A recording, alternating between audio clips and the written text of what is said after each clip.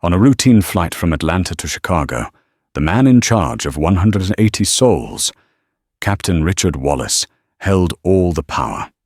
He was the commander, the authority, the law at 35,000 feet.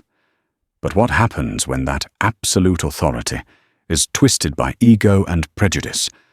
When a simple request from a passenger, a respected heart surgeon named Dr. Matteo Bennett, spirals into a terrifying threat of arrest and federal intervention. This isn't just a story about an argument on an airplane. It's a story about the abuse of power, a silent recording that would change everything, and the long, hard fall that comes when Homeland Security uncovers the truth and karma comes to collect its debt with interest. The air inside the cabin of Summit Air Flight 2127 was a familiar blend of recycled chill and the faint, sweet scent of disinfecting wipes. It was a Tuesday afternoon, the kind of unremarkable day that fills the schedules of frequent flyers. Dr. Matteo Bennett, a cardiologist with a reputation for steady hands and a calmer demeanor, was one such flyer. He was heading home to Chicago after a successful consultation at Emory University Hospital in Atlanta. All he wanted was to review his notes, perhaps get a precious 30 minutes of sleep, and be home in time to have dinner with his wife and daughter. His boarding pass read 22B, a middle seat. Dr. Bennett, a tall man with a quietly imposing frame, disliked middle seats with a passion, but he was too late booking to get an aisle. As boarding continued, he noticed an elderly woman, probably in her late 70s, struggling to get her carry-on into the overhead bin above her seat 3A. A young man in a college sweatshirt helped her, and she settled into the aisle seat with a grateful sigh. Just before the cabin door was sealed, Dr. Bennett saw his chance. The window seat next to the woman 3C was empty. A quick check of the airline app confirmed it was the last unsold seat on the flight. An idea sparked. A tight connection at O'Hare meant getting off the plane sooner would be a significant advantage. He approached the lead flight attendant, a woman with professionally styled blonde hair and a name tag that read Clara. "Excuse me," Matteo said with a polite smile. "I see that seat 3C is empty. My seat is 22B. Would it be possible for me to move up there? It would help me make a tight connection in Chicago." Clara offered a tight plastic smile. "Sir, we need to wait until we've reached cruising altitude to facilitate any seat changes, for weight and balance." "Of course, I understand completely," Matteo replied, returning to his middle seat. He was a man of science and rules. He respected protocol. The plane took off smoothly, piercing through the thick Georgia humidity into the clear blue expanse above. As the seatbelt sign pinged off, Matteo waited patiently. Clara walked past his row twice, studiously avoiding his gaze. Finally, on her third pass, he caught her eye. "Ma'am, about that seat," he asked, his voice still gentle. She sighed a small put-upon sound. "Fine, go ahead." Matteo gathered his briefcase and made his way to the front. He smiled at the elderly woman in 3A. "Hello, I hope you don't mind if I take the window seat." "Not at all, dear," she said warmly. "More the merrier." He settled in, enjoying the simple luxury of the extra space and the view of the cloudscape. He was just opening his laptop when a different flight attendant, a younger woman named Chloe, approached him. Her expression was apologetic. "Sir, I'm so sorry," she began, her voice a near whisper. "Clara shouldn't have told you that you could move. Our flight is technically full even with the no-show. Company policy is that no one can change seats on a full flight, even if there's an empty one. My Lady Clara is insisting I ask you to move back to your assigned seat." Matteo felt a flash of irritation, but it was fleeting. It was a silly rule, but it was a rule. Arguing would only create a scene and delay the beverage service. "No problem at all," he said, already starting to close his laptop. "I understand. Thank you for letting me know so politely."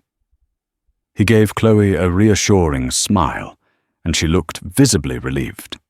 He stood up, ready to make the short walk of shame back to 22B. But before he could take a step, Clara was there, her face a thunderous mask. Behind her, emerging from the cockpit, was Captain Richard "Rick" Wallace. Captain Wallace was a man who wore his authority like his perfectly pressed uniform. He was in his late 50s, with a stern, weathered face and sharp blue eyes that seemed to be permanently narrowed in judgment. He wasn't just the pilot, he was the commander of this small aluminum kingdom, and his posture broadcasted it. "Is there a problem here?" Wallace's voice boomed, cutting through the cabin hum. It wasn't a question, it was an accusation. "No, Captain, not at all," Matteo said calmly, gesturing back towards his original seat. There was a misunderstanding about the seat. "I was just heading back." Wallace ignored him, his glare fixed on Matteo as if he were a piece of malfunctioning equipment. He turned to Clara. "What's the issue?" "This passenger refused to stay in his assigned seat. Captain Ward." Clara said, her voice now filled with a theatrical strain of distress. "He moved up here without permission and was being disruptive when we asked him to return." A lie. A brazen, unnecessary lie. Matteo's calm began to fracture. He could feel the eyes of the other passengers turning towards him. The color of his skin, the fact that he was a large black man in a premium section of the plane where he hadn't been assigned, suddenly felt like a piece of evidence being presented against him. "That's not true," Matteo said, his voice firm but even. "I was given permission, and when I was told it was a mistake, I immediately agreed to move back. There was no disruption." Captain Wallace took a step closer, invading Matteo's personal space. The smell of stale coffee was sharp on his breath. "I'm the captain of this aircraft. My crew's word is final. When a member of my crew gives you an instruction, you follow it instantly. You don't argue. You don't negotiate. You comply. Do you understand me?" The condescension was thick, dripping with an unearned superiority that set Matteo's teeth on edge. He was a cardiac surgeon. He held lives in his hands daily and dealt with immense pressure with grace and precision. He was not a child to be scolded. "I understood the instruction perfectly," Matteo stated, his voice dropping to a low, controlled tenor. "And I was complying. Your flight attendant is misrepresenting the situation." The captain's face flushed a dangerous shade of crimson. "Are you calling my flight attendant a liar?" he barked. Passengers were now openly staring, some holding up their phones. "I am stating the facts of what occurred," Matteo said. "There's no need to escalate this. I am returning to my seat." He tried to step past the pilot, but Wallace blocked his path. "No, you're not going anywhere. You have created a disturbance. You have challenged the authority of my crew. That makes you a security risk." The phrase hung in the air, charged and venomous. Security risk. It was a weaponized term, one that carried immense weight in a post-9/11 world, and it was being aimed directly at him. Matteo stared at the pilot, his heart, the organ he knew so intimately, beginning to pound with a righteous, furious anger he rarely allowed himself to feel. A security risk for a misunderstanding about a seat that I was already resolving, Captain. That is a serious and baseless accusation. Wallace smirked, a cruel, triumphant curl of his lip. "It's my cockpit, my call, and I'm making it. Sit back down in that seat." He pointed to 3C. "And don't say another word. We'll deal with you when we land." The captain turned and disappeared back into the cockpit. Clara shot Matteo a look of pure, venomous victory before bustling off. The younger flight attendant, Chloe, looked at Matteo with wide, horrified eyes before quickly busying herself at the galley. Dr. Matteo Bennett, a man of healing and precision, sat down in seat 3C. He was no longer a respected surgeon or a husband and father. In the eyes of Captain Richard Wallace, he was a problem, a threat. And as the plane droned on towards Chicago, Matteo had a chilling premonition that the confrontation was far from over. He quietly took out his phone, placed it on his lap, and started a discreet audio recording. He had a feeling he was going to need it. The remainder of the flight was thick with a palpable tension. The beverage service was conducted in near silence, with flight attendants Clara and Chloe moving through the cabin with a forced, brittle cheerfulness. Clara refused to make eye contact with Matteo, while Chloe would occasionally cast a worried, apologetic glance his way. The other passengers in the forward cabin pretended to be engrossed in their books and screens, but Matteo could feel their surreptitious glances. He had been branded, tried, and convicted in the court of Captain Wallace's ego. Matteo didn't touch his laptop. He didn't sleep. He sat perfectly still, his hands resting on his knees, his mind a whirlwind. He replayed the encounter, dissecting every word, every nuance, the captain's immediate aggression, Clara's inexplicable lie, the loaded term, security risk.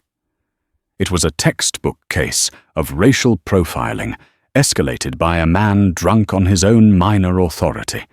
The audio on his phone continued to record the ambient cabin noise, a silent digital witness. As the plane began its descent into the sprawling grid of Chicago, the captain's voice came over the intercom. It was the standard, cheerful pre-landing announcement, thanking them for flying Summit Air. There was no hint of the venom he had displayed earlier. To anyone who hadn't witnessed the confrontation, he was just another pilot doing his job. The hypocrisy was galling. The moment the plane docked at Gate C-17 at O'Hare International Airport and the seatbelt sign was extinguished, an announcement crackled to life. "Ladies and gentlemen, we ask that you please remain in your seats.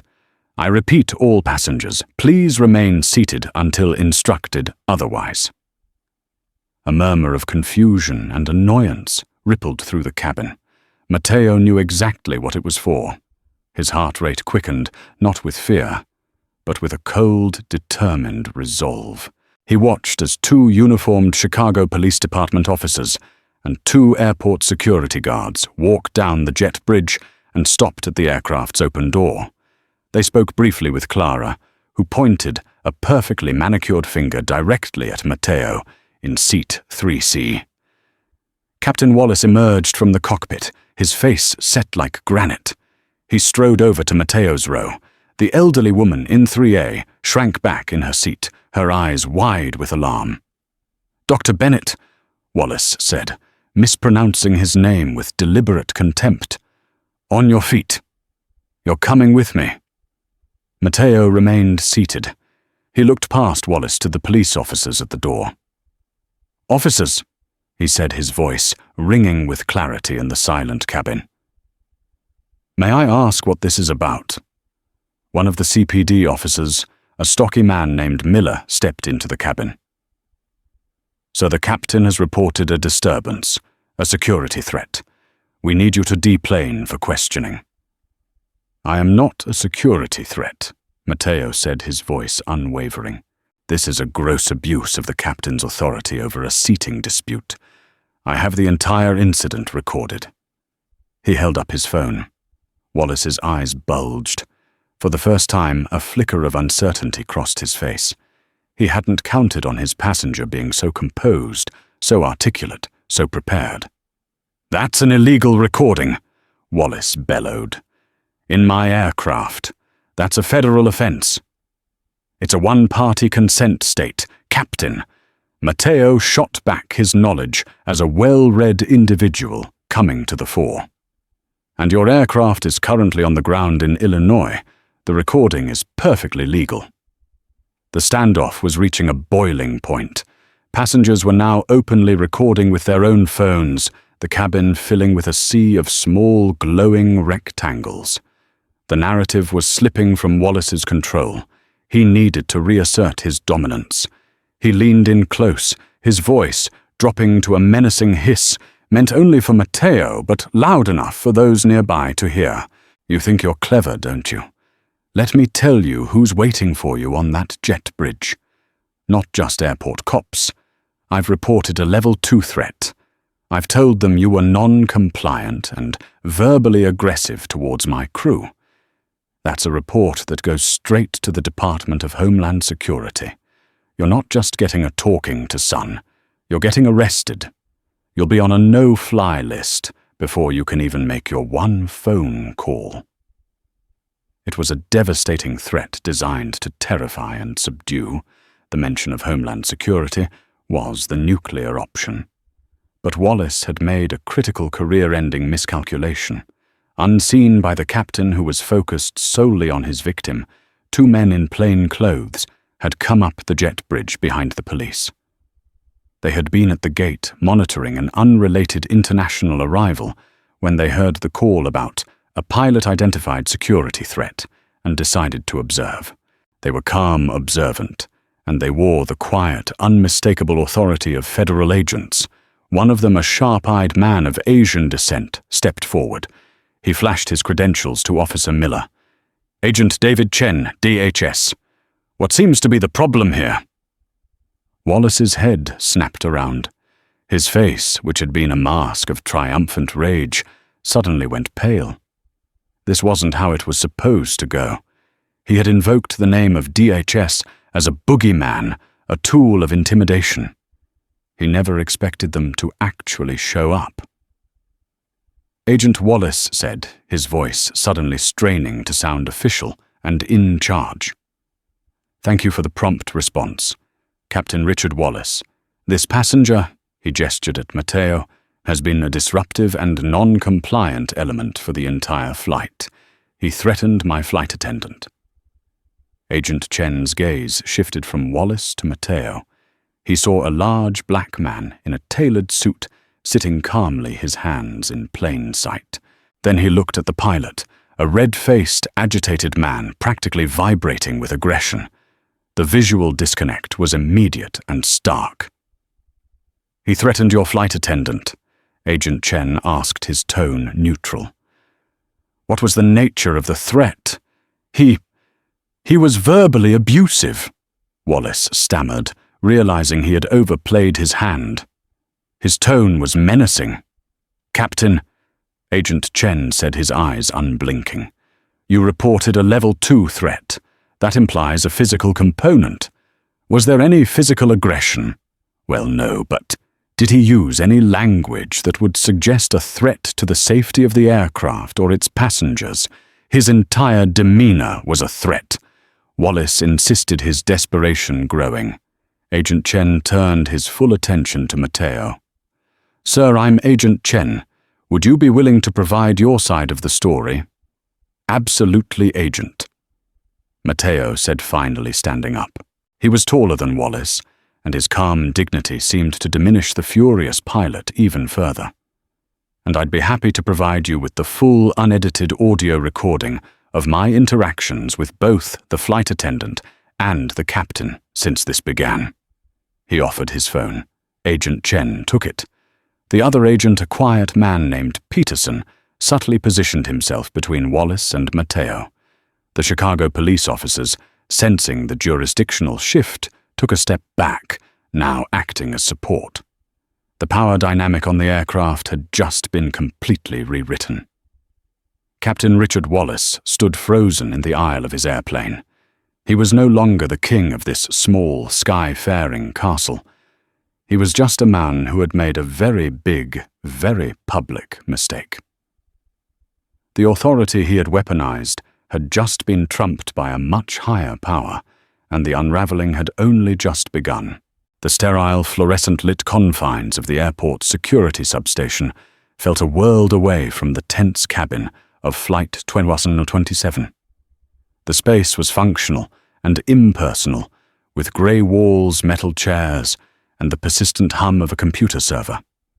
Dr. Matteo Bennett sat on one side of a small table, a cup of water untouched before him. On the other side sat Agent David Chen, who had placed Mateo's phone between them. Agent Chen hadn't listened to the recording in front of everyone. Instead, he had de-escalated the situation with quiet efficiency. He had instructed the CPD officers to disperse the crowd on the jet bridge, allowed the other passengers to deplane, and then requested that Captain Wallace, Flight Attendant Clara, Flight Attendant Chloe and Dr. Bennett accompany him and his partner to the substation for individual statements. It was a move that stripped Wallace of his audience and his stage. "All right, Dr. Bennett." Chen began, his voice calm and professional. "I want you to walk me through everything from the beginning. Don't leave anything out." Mateo recounted the events with the precision of a surgeon describing a procedure. He spoke about the empty seat, his polite request, Clara's initial permission after takeoff, and Chloe's subsequent apologetic retraction of that permission.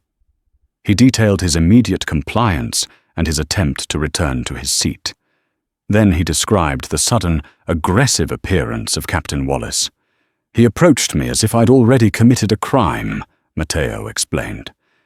"He didn't ask what happened. He pronounced judgment. When I tried to calmly state the facts, he accused me of calling his flight attendant a liar and labeled me a security risk." Agent Chen listened intently, making occasional notes on a pad. His face was impassive, betraying no opinion, but his eyes were sharp and analytical. "And at what point did you begin recording?"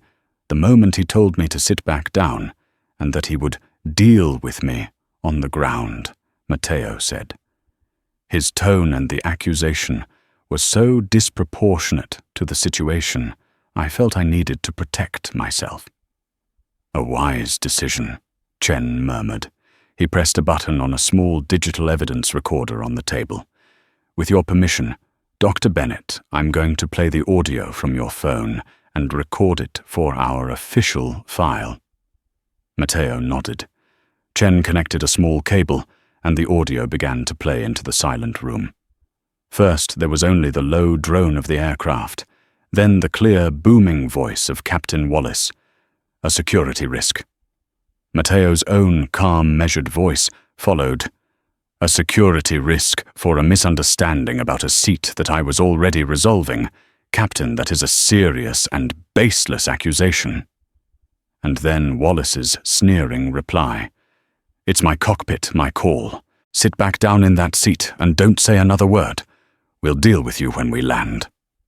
The recording continued, capturing the 30 minutes of tense silence, followed by the captain's announcement about remaining seated. Then came the damning confrontation at the gate. The audio was crystal clear. Officer Miller's voice. "Captain has reported a disturbance, a security threat." Mateo's response. "Gross abuse of the captain's authority. I have the entire incident recorded." And finally the pilot's fatal misstep, his hissing, intimidating threat recorded with chilling fidelity. "I've reported a Level 2 threat. That's a report that goes straight to the Department of Homeland Security. You're not just getting a talking to son. You're getting arrested. You'll be on a no-fly list." Agent Chen stopped the playback. The silence that followed was heavy with the weight of Wallace's own words. Chen looked at Mateo, his professional mask slipping for just a second to reveal a glimmer of profound respect. "Dr. Bennett," he said slowly. "Thank you. This is unequivocal." While Chen was with Mateo, his partner, Agent Peterson, was interviewing the flight crew in separate rooms. Clara was first. She was indignant, doubling down on her story. "The passenger was immediately hostile," she claimed, twisting her hands in her lap. "He was demanding he raised his voice. I felt threatened. Captain Wallace was just backing up his crew, protecting us." But under Peterson's calm, persistent questioning, her story began to fray. She couldn't specify what threatening words Mateo had used. She couldn't explain why he would be hostile one moment, and then, according to her own report, sit silently for the rest of the flight. Her story was built on emotion, not fact. Next was Captain Wallace. He stormed into the interview room, radiating belligerent confidence, as if he were the one in charge. He treated Agent Peterson's questions as an inconvenience. "Look, it's simple," Wallace stated, leaning back in his chair. The man was non-compliant. "In this day and age, we don't take chances. My word as pilot in command is law on that aircraft. I made a judgment call to ensure the safety of my flight. End of story. This doctor, or whatever he is, needs to learn a lesson about respecting authority." "So to be clear, Captain," Peterson said, his voice mild, "you perceived his actions regarding the seat change as a credible threat to the safety of the aircraft?" "Absolutely. An unwillingness to follow crew instruction is the first step towards something much worse.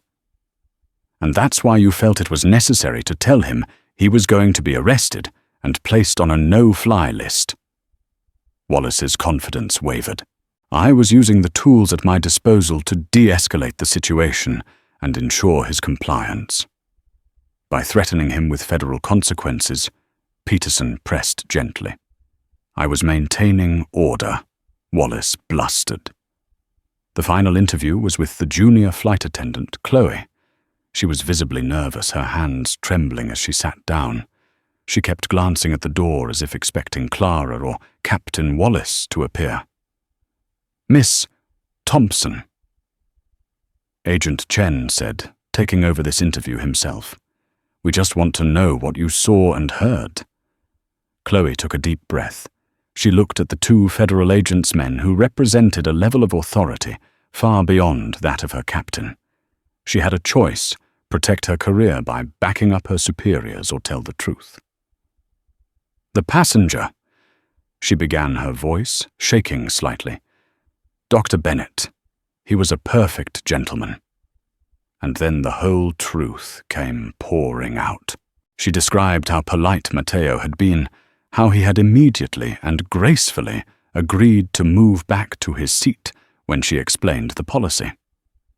"There was no disruption," she said, gaining confidence with each word. "He wasn't angry, he wasn't aggressive. He was already standing up to go back when Clara and Captain Wallace came over. The captain, he came out looking for a fight. He escalated everything. What Clara said about Dr. Bennett being hostile, it wasn't true. It was the opposite of true." She looked Agent Chen in the eye. "I was afraid to say anything. Captain Wallace, he has a reputation. But what he did was wrong. It was a complete abuse of his power." Agent Chen and Agent Peterson regrouped in a small office. They had 4 statements. 2 of them, Wallace's and Clara's, were a narrative of aggression and righteous authority. The other 2, Mateo's and Chloe's, were a perfectly aligned story of a calm, polite passenger being victimized by a power-tripping pilot and his loyal subordinate. And then they had the tiebreaker, the unimpeachable witness, the audio recording. Agent Chen looked at his partner. "The captain didn't just misuse his authority," he said, his voice tight with anger. "He weaponized the name of our department to intimidate a private citizen. He lied on a federal report. This isn't a customer service issue for the airline to handle. This is now a federal matter." The investigation had begun as a simple inquiry into an airport disturbance. It had now morphed into something far more serious. Captain Wallace, who had so arrogantly invoked the power of Homeland Security, was about to discover what it felt like to be on the receiving end of its full methodical attention. The news traveled up the Summit Air corporate ladder with the speed of a lit fuse. A pilot in command being formally investigated by the Department of Homeland Security for misuse of authority was not a minor incident. It was a 5-alarm fire. The airline's first move was classic damage control. Before Dr. Bennett had even left the airport, a chirpy, overly apologetic customer service manager intercepted him. "Dr. Bennett, on behalf of Summit Air, I am so terribly sorry for the misunderstanding on your flight today." The manager, a man named Jeffrey, gushed. "We pride ourselves on customer satisfaction, and clearly we fell short. To make it up to you, we'd like to offer you a $500 travel voucher and upgrade your status to our Platinum Elite tier for the next 2 years." Matteo looked at the man at his insincere eyes and practiced smile, and felt a profound sense of insult. They thought this was about a voucher. They thought his dignity and his rights could be bought for a few free flights. "Jeffrey," Matteo said, his voice low and cold, "your pilot, in his official capacity, falsely accused me of being a security threat. He called in law enforcement and threatened me with arrest and placement on a federal no-fly list. You seem to be under the impression that this is a misunderstanding. It is not. It is a matter for which I will be seeking legal counsel. You can keep your voucher." He turned and walked away, leaving the manager sputtering. By the next morning, Matteo was sitting in the polished mahogany office of Maria Flores, one of Chicago's most formidable civil rights attorneys. Maria was a sharp, no-nonsense woman in her 40s, with a reputation for taking on powerful corporations and winning. Matteo played the audio recording for her. She listened with an unnerving stillness, her expression hardening with every word from Captain Wallace's mouth. When it was over, she simply said, "They are in a world of trouble." She explained the legal landscape. They could sue Summit Air for defamation, false imprisonment for the time he was held on the plane, and intentional infliction of emotional distress.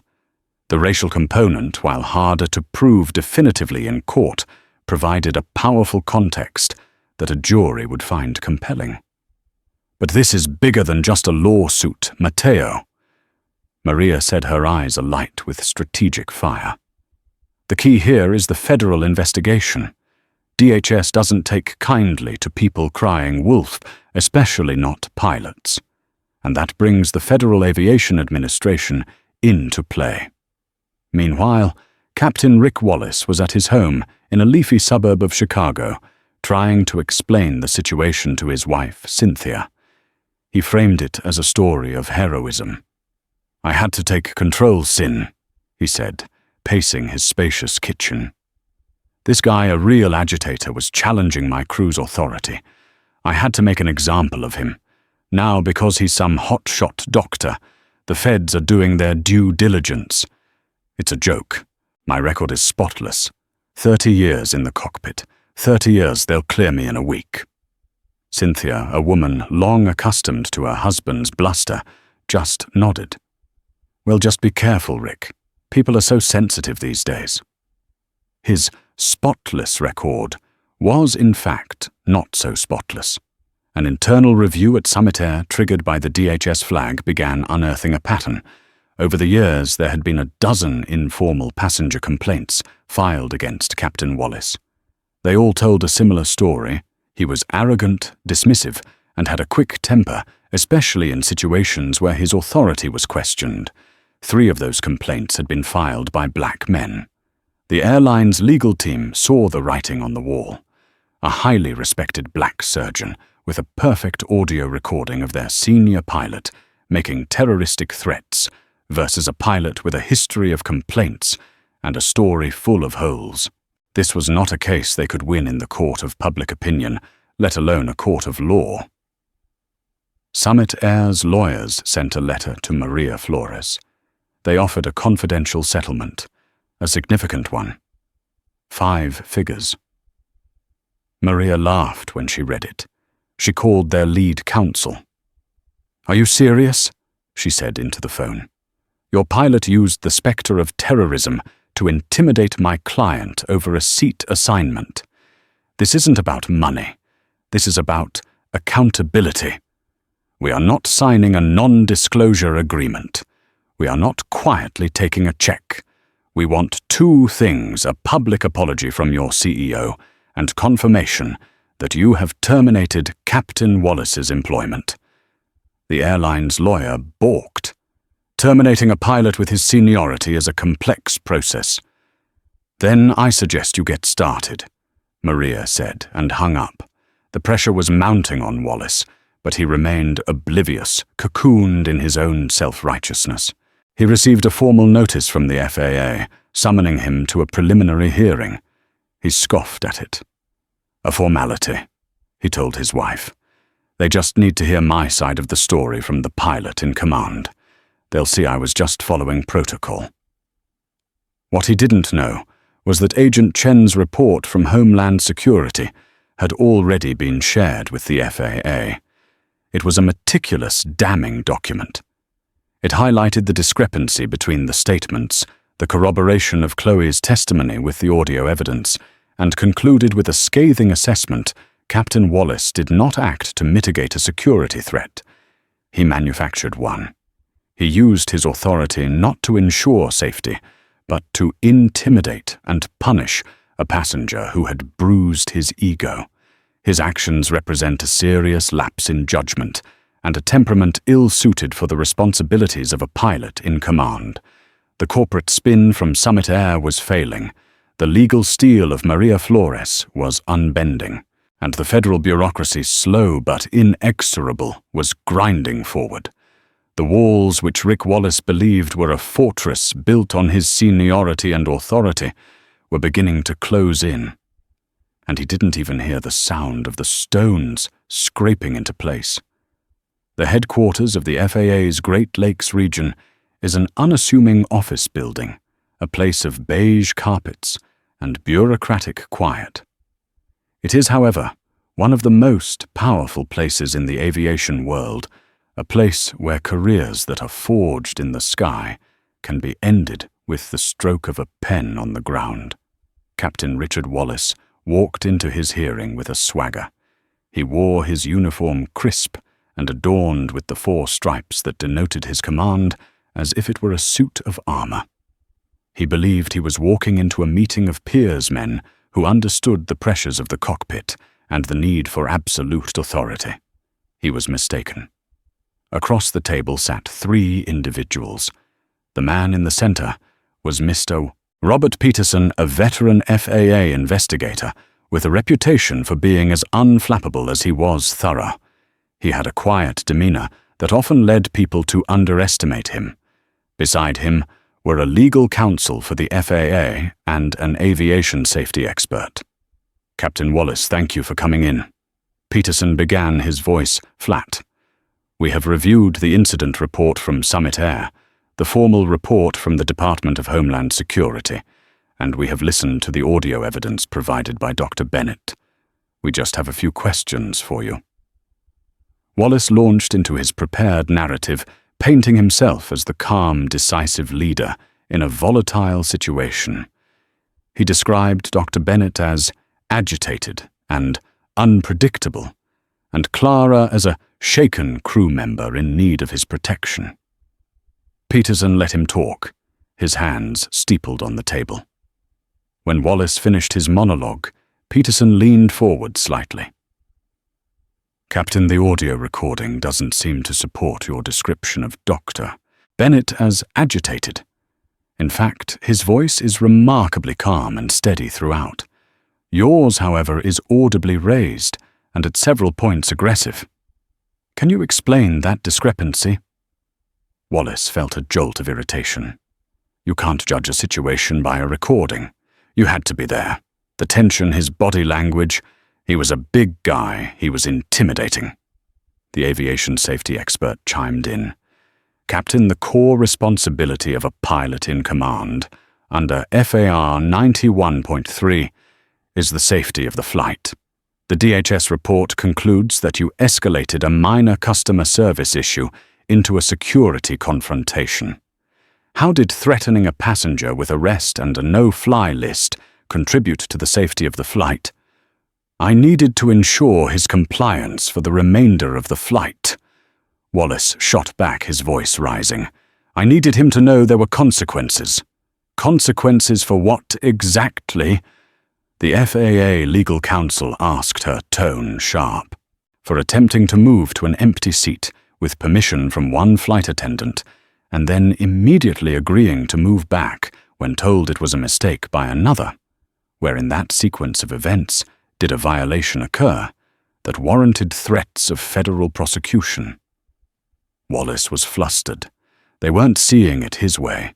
They were taking the passenger's side. He challenged my crew. He challenged my authority. The cockpit's authority must be absolute. Mr. Peterson sighed softly. Captain authority is not the same as autocracy. It comes with the responsibility of sound judgment. And that is what is in question here, your judgment. He slid a file across the table. This is the official sworn testimony of Junior Flight Attendant Chloe Thompson. In it, she states, and I quote, "Dr. Bennett was a perfect gentleman. Captain Wallace came out looking for a fight. He escalated everything." She corroborates Dr. Bennett's version of events in every single detail. Are you suggesting that both a passenger and a member of your own crew are lying? Wallace stared at the file as if it were a snake. Chloe, the quiet one, the mousy little attendant he'd barely ever noticed. She had betrayed him. The foundation of his story, his heroic defense of his crew, crumbled into dust. She's young, he stammered. Inexperienced. She was probably scared she misread the situation. Or perhaps Captain... Peterson said, his voice now laced with ice. She was the only one besides Dr. Bennett who was telling the truth. The questioning continued for another hour, but it was a formality. Wallace's bluster faded, replaced by a sullen, defensive anger. He contradicted himself. His timeline became muddled, and his justifications grew increasingly thin. He was no longer a commander in his element. He was a defendant watching his case fall apart. Finally, Mr. Peterson gathered his papers. "Captain Wallace, you have demonstrated a profound lack of situational awareness and emotional control. You initiated a confrontation without cause. You made false statements to law enforcement, and you used your position as pilot in command to issue threats related to federal security protocols for personal, not professional reasons. You didn't just endanger the sense of well-being of a passenger, you compromised the very integrity of the command authority you claim to cherish." He paused, letting the weight of his words fill the silent room. "Effective immediately, your airline transport pilot license is placed on emergency suspension, pending a formal revocation hearing. You are not to act as pilot in command of any aircraft. A car will be waiting to take you home. You'll be formally notified of the revocation proceedings." The words hit Rick Wallace like a physical blow. Emergency suspension. Revocation. It was a death sentence for a pilot. His entire identity, his 30 years of seniority, his place at the top of the hierarchy, it was all gone. He looked at the three impassive faces across the table. They weren't his peers. They were his judges, and they had found him guilty. The armor of his uniform suddenly felt like a cheap costume. He stood up, his legs unsteady. The swagger was gone, replaced by a stooped, defeated posture. As he walked out of the room, he wasn't Captain Wallace anymore. He was just Rick, a man who had flown too close to the sun on wings of his own ego and had just come crashing down to Earth. The true fallout was just beginning. The official letter from the FAA arrived a week later. It was a cold, bureaucratic document, but its message was a thunderclap. His ATP license was not just suspended, it was formally revoked. The reasons cited were a laundry list of his professional sins: reckless behavior endangering passengers, misrepresentation of a security threat, gross abuse of the authority of a pilot in command, and conduct unbecoming of an airman. For Rick Wallace, it was like his own obituary had been delivered to his mailbox. Being a pilot wasn't what he did, it was who he was. The respect, the authority, the view from 35,000 feet, it was all he had ever wanted. Now it was gone forever. Summit Air, facing a massive lawsuit and a PR nightmare, terminated his employment the same day. There was no golden parachute, no fond farewell. His contract had a morality clause, and his actions had voided it completely. His 30 years of service were erased with a single brutal email from Human Resources. The story which Maria Flores had strategically kept under wraps finally broke. A local Chicago investigative reporter got a tip about the FAA revocation. Maria gave him an on-the-record interview, and she provided the audio. The news report went viral. The headline was devastating. "Arrogant pilot loses license after threatening black surgeon on flight." The audio clip of Wallace's menacing hiss, "You're getting arrested. You'll be on a no-fly list," played on national news networks. His face, a still frame from a passenger's video, was plastered everywhere. He became an overnight symbol of white privilege and abuse of power. The internet comment sections were a merciless torrent of scorn and ridicule. At home, the atmosphere turned toxic. His wife Cynthia, who had once admired his command and authority, now saw him as a disgrace. Their comfortable life was built on his 6-figure salary, a salary that had vanished. "How could you be so stupid, Rick?" she screamed at him during one of their many escalating fights. "Over a seat, you threw away our entire life over a stupid airplane seat." "You don't understand," he would roar back. "It was about respect, my authority." "Your authority got you fired," she retorted. "Your authority is going to get us foreclosed on." He tried to find other work in aviation. He thought with his experience, he could easily become a flight instructor or a pilot for a smaller charter company. But his FAA record was a permanent black mark. The revocation was public information. No one would hire a pilot who had his license revoked for reckless behavior and abusing passengers. He was radioactive. Within 6 months, the financial strain became unbearable. They had to sell their beautiful suburban home, the one with the big yard and the 3-car garage, and move into a small, cramped apartment. The tension was too much for Cynthia. One day, Rick came home to find a note on the counter and her closets empty. She had left him. Rick was adrift. His friends, mostly other pilots from Summit Air, stopped calling. They didn't want to be associated with him. He was a pariah in the world that had once defined him.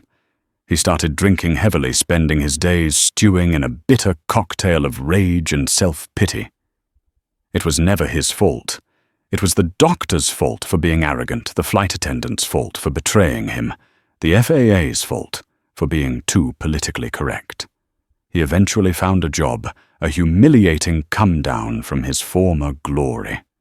He became a dispatcher for a regional trucking company, working the graveyard shift in a dingy office that smelled of burnt coffee and desperation.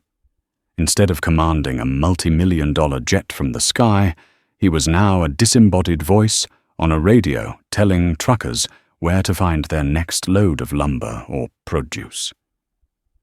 Captain Richard Wallace, who once held the lives of hundreds in his hands, was now a glorified secretary for men he considered his inferiors. The fall was not a sudden dramatic crash. It was a long, grinding descent into mediocrity and irrelevance.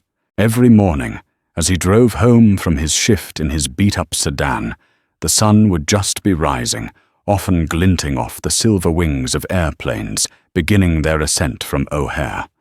He would watch them climb, a bitter ache in his chest, a ghost of a man haunted by the sky he could no longer touch. He had lost his wings, his career, his wife, and his home, all for a moment of unchecked ego, a flash of prejudice in a narrow metal tube high above the earth. 2 years passed. For Dr. Matteo Bennett, life had moved on, but it had also changed. He and Maria Flores had won a substantial settlement from Summit Air. The airline had also issued a public apology and implemented mandatory de-escalation and implicit bias training for all its flight crews, a program designed with input from a consulting firm Matteo had recommended. But Matteo didn't just pocket the money. He used a significant portion of it to establish the Bennett Foundation for Travelers' Rights, a non-profit dedicated to providing legal aid and advocacy for individuals who have been victims of discrimination or abuse of authority while traveling. The foundation quickly gained national recognition, becoming a powerful voice for accountability in the travel industry. Matteo, in addition to his work as a surgeon, became a reluctant but effective public figure, speaking about the incident not as a victim, but as a catalyst for change. One cold Tuesday evening, Rick Wallace was sitting in his lonely, sparsely furnished apartment, nursing a cheap beer and flipping through channels on his small television. He stopped on a local news channel doing a feature story. His breath caught in his throat. There on the screen was Dr. Matteo Bennett. He was standing at a podium at a charity gala, looking distinguished and confident in a sharp tuxedo. The banner behind him read, Bennett Foundation for Travelers' Rights, Second Annual Gala. The reporter's voiceover explained the foundation's mission and its incredible success. Fueled by his own harrowing experience, the reporter said, Dr. Bennett has turned a moment of personal injustice into a national movement for passenger rights, helping hundreds of people fight back against discrimination. The camera zoomed in on Matteo's face as he spoke. Power without accountability is tyranny. Matteo said, his voice calm and resonant. Whether that power is held by a government, a corporation, or a single person in a position of trust, our goal is to ensure that every traveler is treated with dignity and that those who abuse their authority are held responsible for their actions. Rick stared at the screen, the beer bottle frozen halfway to his lips. He saw the respect in the eyes of the people surrounding Bennett. He saw the purpose and strength in Bennett's posture. He saw a man who had taken the ugliest moment of his life and forged it into something positive, something that helped others. And then Rick looked around his own small, dingy apartment. He saw the pile of bills on his table, the peeling paint on the walls, the empty space where his wife's picture used to be. He felt the familiar dull ache of his meaningless job, the exhaustion of his lonely existence. In that moment, the final, brutal invoice of his actions was delivered. Karma hadn't just been about losing his job or his house. That was just the beginning. The true karma, the hardest karma, was this his act of petty tyranny intended to humiliate and diminish. One man had instead elevated that man to a position of national prominence and respect. Matteo Bennett had become a force for good, and Rick Wallace, the once mighty captain, had been utterly and completely erased. He had become a footnote in another man's success story. His legacy was not 30 years of flying. It was a single viral audio clip, a cautionary tale told to new pilots in training seminars. He had tried to put Dr. Bennett in his place, and in doing so he had lost his own. He turned off the television, but he couldn't turn off the image of Dr. Bennett at the podium. The screen went black, but all Rick could see was his own reflection, a bitter, broken man forever grounded by the weight of his own arrogance. The silence of the apartment was his cockpit now, and it was a lonely, permanent descent. The story of Captain Wallace and Dr. Bennett serves as a powerful real-world reminder that a uniform or a title doesn't grant you immunity from consequences. It shows how quickly a lifetime of achievement can be undone by a single act of prejudice and ego. Dr. Bennett's calm resolve and quick thinking, arming himself with a simple audio recording, became the key that unlocked a system of accountability that many feel is out of reach. In the end, it wasn't just a pilot who lost his license. It was a powerful statement that in the modern world, With technology in every hand, there are fewer places for injustice to hide. If this story of accountability and the dramatic turn of karma resonated with you, please give this video a like and share it with others who need to hear it. These stories matter. Subscribe to our channel and hit the notification bell for more deep dives into real-life events where the truth ultimately comes to light. Thank you for listening.